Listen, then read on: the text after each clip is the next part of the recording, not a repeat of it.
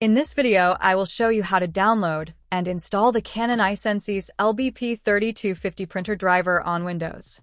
Go to the Google Chrome. Enter Canon i-SENSYS LBP3250 printer driver in the search box and click on the search icon.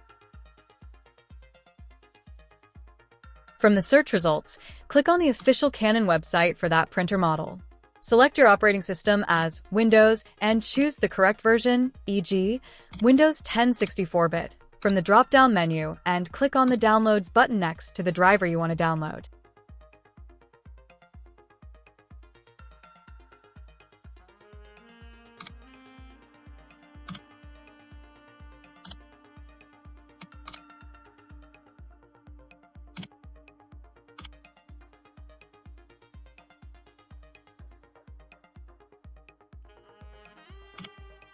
Once the download is complete, double-click on the downloaded file to launch the installation wizard.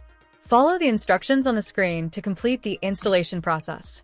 The installation wizard will guide you through the process. You may need to agree to a license. Select installation options and specify the printer connection type, USB cable. Follow the on-screen instructions. If the installation asks you to connect the printer, do so using the appropriate USB cable connection.